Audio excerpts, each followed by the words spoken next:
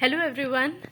ये स्टोरी है पंच परमेश्वर, जिसके लेखक हैं प्रेमचंद। और अगर हम लोगों को देखना हो तो इतने सारे मेन कैरेक्टर्स हैं, और अगर इसका समरी देखना हो अगर चैप्टर का, तो इतना 6 सीन में ये पूरा स्टोरी कवर हो जाता है। ये एक शॉर्ट स्टोरी है, लेकिन इसको अगर एकदम ब्रीफ में जानना हो तो इतने में ये समराइज हो जाएगा।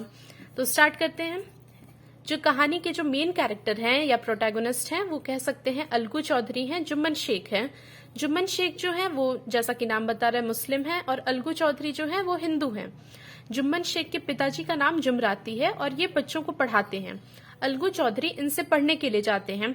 और जो ये जुम्मन शेख के जो पिताजी हैं वो थोड़े पुराने ख्यालात के हैं, ओल्ड फैशन्ड हैं। इनका कहना है spare the rod spoil the child.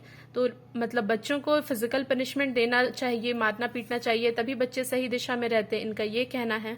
Algu Chaudhary के पिताजी हैं, वो भी पुराने ख्यालात के थोड़े लगते हैं। उनका एक जगह कहीं पे कहना है कि विद्या गुरु की कृपा से आता है, इस टाइप से उनका कहना है। तो ये बचपन का हो गया, ये दोनों बचपन के दोस्त हैं। अब ये सीन 2 ये कट हो गया। अब यहाँ पे आइए, ये दोनों बड़े हो चुके हैं। जुम्मन शेख और वो अपनी वाइफ के साथ रहते हैं। जुम्मन शेख की एक मौसी कह सकते हैं या खाला कह सकते हैं, वो है जिसके पास एक जमीन का टुकड़ा है, जो कि वो इन लोगों के नाम करना चाहती है। और बस उनका एक शर्त है कि मेरा बेसिक एमिनिटीज यानी कि फूड, क्लोथिंग, शेल्टर, इसका ख्याल रख लेगा, जो भी उसके नाम मैं कर दूंगी, ये प्लॉट ऑफ लैंड। तो ये स्टार्टिंग में तो जुम्मन शेख और उनकी बीवी इनका बहुत खातिरदारी करते हैं, क्योंकि वो जमीन का टुकड़ा इनको चाहिए। लेकिन उसके बाद जब वो उनकी मौसी या खाला जो भी है रहने आ जाती है उनके साथ, तो ये जुम्मन शेख और इनकी वाइफ बहुत ही बुरा व्यवहार करते हैं।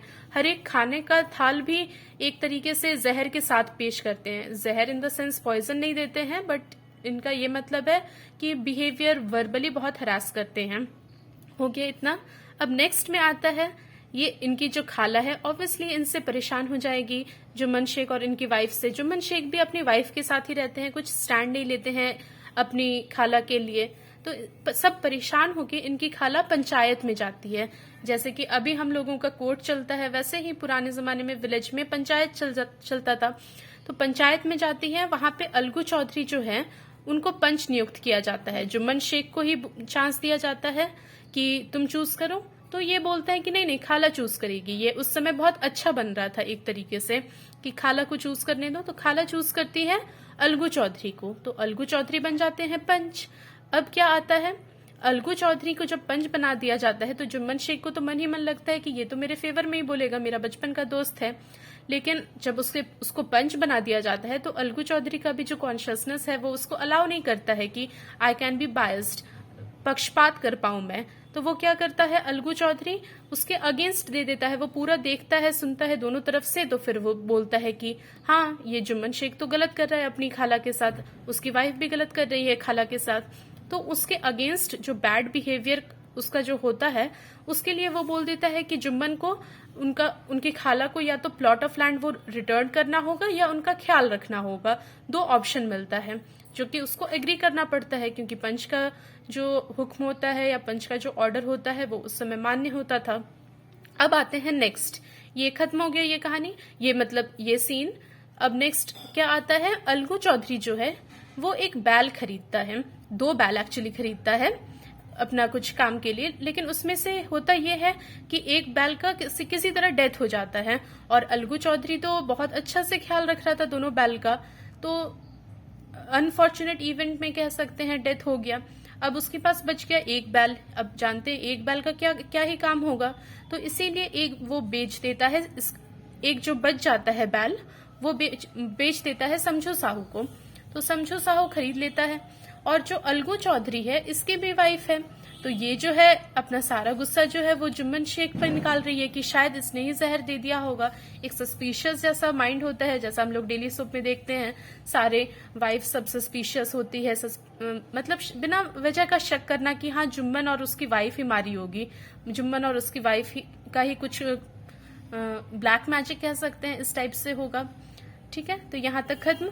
अब आते हैं यहाँ पर, समझो साहू जो है वो बैल का पूरा इस्तेमाल करते हैं। यानी कि समझू साहू का काम है इस गांव से लेके उस गांव तक जाना, और गुड़, तेल, ये सब वो लोग खरीदते हैं और बेचते हैं, अपने गांव से पहुंचाते हैं दूसरे गांव में और दूसरे गांव से लाते हैं अपने गांव में। तो यहाँ पर वही ट्रैवल करते हैं।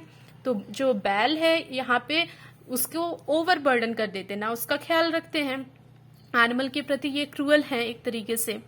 अब क्या होता है, समझू साहू जो कि बैल को बहुत बुरे तरीके से ट्रीट करते हैं, तो फिर वो एक दिन रास्ते में ही वो बैल का मृत्यु हो जाता है, डेथ हो जाता है। अब जो है ये समझू साहू, वो तो पूरा पैसा भी नहीं दिए हैं बैल का। ये बहुत ही एक तरीके से कह सकते हैं समझू साहू को आप विलन मान सकते हैं। तो फिर समझू साहू सच में अंदर तक एक विशियस इंसान है। तो वो बैल को भी, बैल तो मरा ही, और उस समय बैल मरने का उसको दुख नहीं हुआ, बैल उसका सारा सामान लेकर के उसका प्रॉफिट में लॉस हुआ, इसीलिए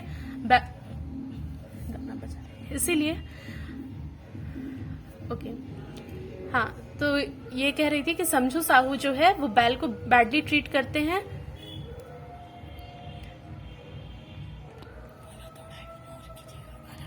Please ignore this because loud sound is just going on in my locality. तो इनकी जो वाइफ है, ये बैल का पैसा नहीं दे रहते हैं, तो इनकी जो वाइफ है समझू साहू, जो साहू आयन है या जो भी, और अलगू चौधरी की जो वाइफ है, इन दोनों का झगड़ा होते रहता है। तो यहाँ तक खत्म हो गया ये वाला। अब जो है फिर से पंचायत बैठता है, क्योंकि समझू साहू भी और उनकी वाइफ भी डिससेटिस्फाइड है कि ये लोग का कहना है कि अलगू चौधरी ने एक खराब बैल दे दिया, एक मरियल सा बैल दे दिया, और अच्छा जिसको इतना ओवरबर्डन किया है तो ऑब्वियसली वो मरेगा।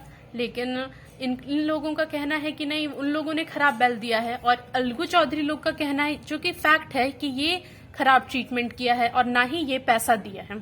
अब फिर से पंचायत बैठता है। तो पंचायत में एक और कैरेक्टर आते हैं, रामधन मिश्र। ये पहले भी आते हैं और इस बार ये गांव के कुछ प्रोमिनेंट मेंबर लगते हैं, उतना क्लियरली मेंशन नहीं है, बट रामधन मिश्र एक कैरेक्टर है, बस याद रख लीजिए।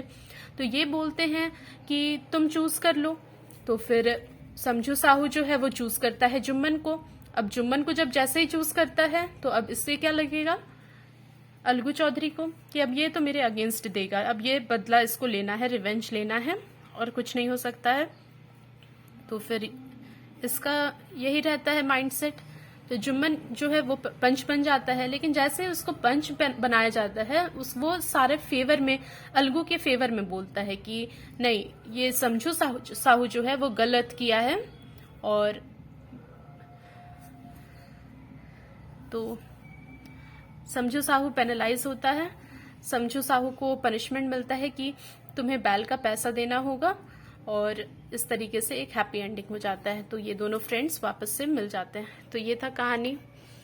आई know it was not very much clear, but then I tried my level best. So yeah, thank you.